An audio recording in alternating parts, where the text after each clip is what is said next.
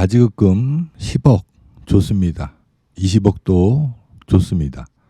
30억도 좋습니다. 안녕하십니까. 가업승계 전문 세무법인 신율 최영도 이사입니다. 오늘 가지급금 관련해서 제가 오래간만에 영상을 만드는데 일단 한번 보시죠. 제가 1992년도부터 직장생활을 했었는데 그 당시만 해도 우리 그 영업비 같은 것들 간이형 수준 같은 걸로 대체를 많이 했습니다. 또 좀 시간이 지나고 보니까는 또 이제 금전 등록기 영수증 구해와라. 그래서 매달 말일날 자료 판매상들이 있었습니다. 그분들한테 이제 연락을 하면 자동차 트렁크에 금전 등록기 기계를 가져와서 뭐 5만 원, 3만 원 이렇게 끊어서 매달 몇백만 원씩 이렇게 정리한 기억이 있죠. 사실 뭐 호랑이 담배 피던 시절입니다. 그 당시만 해도 우리 국세청 그 전산 시스템이 그렇게 완벽하지 않아서 이제 그렇게 해도 다 넘어갔죠. 제가 그때 근무했던 회사가 작은 회사냐? 아닙니다. 5대 재벌 회사 중에 하나였고 당연히 이제 상장사였습니다. 상장사들도 이제 그렇게 다 처리했죠. 지금 이렇게 돌이켜 보면 국세청은 상당히 이제 전산화가 잘 돼 있고 모든 데이터들을 가지고 있습니다. 그렇지만 우리 업종, 지금 뭐 영업하는 우리 업종들은 똑같습니다. 돈 갖다 줄 때는 또 갖다 줘야 되고 영업 환경이 뭐 개선됐냐? 그건 아니란 얘기죠. 우리 그 중소기업들은 대표님들이 다 이제 영업 사원들입니다. 이렇게 그 돈을 갖다 주고 또 인건비, 증빙을 할 수 없어서 이런 것들 때문에 대부분의 특히 건설회사 그리고 뭐 제약도매상 이런 데들은 거의 100%가 가지급금이 있습니다. 일반 회사들도 마찬가지입니다. 그런 업종들이 가지급금이 없는 것들은 그나마 대표님들이 이거에 대한 위험성을 정확히 아시기 때문에 급여를 많이 올리고 또 여러 가지 방법을 통해서 가지급금을 정리하죠. 그러지 않을 경우는 이제 가지급금이 계속 생깁니다. 요거는 그 실사례인데 제가 약간 각색을 했습니다. 이게 또 개인 정보다 보니까 가지급금이 이제 42억 7,200만 원이 있는 회사인데 세무조사가 나왔습니다. 그래서 매년 가지급금이 생기면 뭐 특별한 행위를 하지 않고 우리 대표님들처럼 그 다음에 인정이자를 다시 이렇게 더해서 가지급금이 이제 생기는 거죠. 이럴 경우 이제 세무조사 나오면 인정이자 5년치 인정이자 해서 2억 1,900만 원 이렇게 과세한 사례입니다. 그만큼 이 가지급금은 매년 12월 31일 날 인정이자 계산해서 하루만이라도 갚아놓고 다시 1월 1일 날 가지급금이 발생하는 한이 있더라도 그렇게 처리해야 이제 세무조사 나와서 이렇게 추징을 안 당합니다. 제가 이거는 이제 맞아봐서 합니다. 좀 화면이 흐릴 것 같은데 여기 이제 조심 2014 나와 있죠. 발생월에 속하는 사업년도 이때 이제 1년이 넘은 가지급금 이자 인정이자는 이제 상여처분한다 이렇게 나와 있습니다. 그렇기 때문에 매년 가지급금이 있는 회사는 당연히 하루라도 갚아야 된다는 얘기입니다. 자, 제가 이제 대표님들 만나보면 이렇게 얘기도 하십니다. 나는 가지급금이 있는 건 아는데 그냥 폐업하겠다.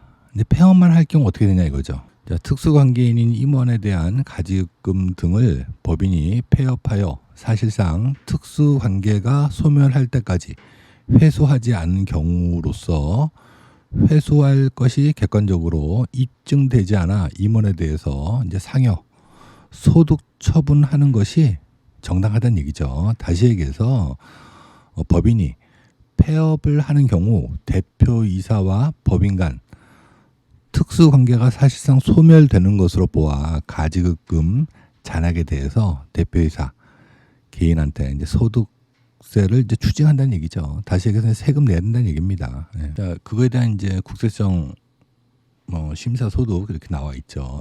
폐업 시점 회수하지 아니한 가지급금을 대표이사에게 상여 처분한 것이 타당한 건지 타당하다고 나와 있죠. 자, 그러면 우리가 이제 폐업하고 또 청산할 수 있지 않습니까? 이제 청산할 때는 어떻게 되냐? 법인세법 집행규준 79-121-5 가지급금을 해당 주주에게 분배할 재산 가액과 상기하고 청산을 종결하는 경우 동가지급금은 자녀 재산의 분배금으로 보아 청산 소득 금액을 계산한다. 다시 얘기해서 법인이 청산하는 경우도 자녀 재산 분배에 따른 의제 배당 소득세를 납부해야 된다는 겁니다. 다시 얘기해서 이것도 이제 세금 내야 된다는 거죠. 청산할 경우 대표님이 주주이기 때문에 청산에 대해서 의제 배당 소득세를 과세한다는 얘기죠. 자, 그러면 우리가 아무것도 안 하고 그냥 법인을 그냥 놔둘 수 있죠. 이럴 때는 어떻게 되냐? 무실적 경우에도 법인세 신고는 해야 된다. 오랜 기간 법인세 신고를 하지 않는 경우 세무서에서 이제 직권 폐업할 수 있다는 얘기죠. 이런 경우에는 이제 세무조사로 밝혀지면 가지급금을 상여 처분하여 개인 소득세로 추징한다는 얘기입니다. 자, 이거에 대한 뭐 얘기도 나와 있죠. 쟁점 법인에 이제 직권 폐업하고 직권 폐업했다는 건 이제 국세청에서 직권 폐업했다는 얘기죠. 이럴 경우에 가지급금 이거는 그냥 상여로 소득세를 이제 부과한다는 얘기입니다. 42억 7,200만 원. 세무조사 나오면 이거 한 방에 다 뭐 폐업하거나 청산하거나 이럴 경우 이제 이거 한꺼번에 이제 세금 내야 됩니다. 이럴 경우에 42억 7,200만 원을 정리하면 가지급금을 정리하면 세금만 20억 4,100만 원 내야 됩니다. 내 미처분이여금 있는 걸로 42억 7,200만 원 정리하고 세금은 따로 내 주머니에서 내야 된다는 거죠. 그렇기 때문에 이게 이두저도 못하는 겁니다. 우리가 가지급금을 정리할 수 있는 선에서는 조금씩 정리하는 게 맞다는 얘기죠. 요거는 뭐 많이들 보셨을 것 같기도 하고 저도 몇 번 얘기를 한 것 같은데 가지급금 있을 경우 또 우리가 그 법인에서 내가 이제 급여를 1억 2천 정도 받고 있는 상태, 자본금 3억이고 한 5억 정도 이렇게 이제 1년에 이렇게 인출했을 경우 세금을 어느 정도 내냐 한번 계산해 봤습니다. 내 급여 1억 2천에 플러스해서 5억 정도 인출할 경우입니다. 이제 급여나 상여로 이렇게 이제 5억 정도 가져갔을 경우, 더 가져갔을 경우는 실효세율은 건강보험료까지 합해서 44.4%, 실제 수령할 수 있는 금액은 이제 2억 7,800만 원. 이거 5억 받아서 세금 내고 2억 7,800만 원 남다는 얘기죠. 그리고 또 배당할 경우는 이것도 이제 건강보험료가 붙죠. 39.6%, 3억 정도 손에 줄 수 있는 겁니다. 그리고 이제 자기 주식을 할 경우에는 22.9%, 3억 8,500만 원 손에 줄 수 있죠. 그리고 이제 유상감자할 경우도 3억 1,300만 원.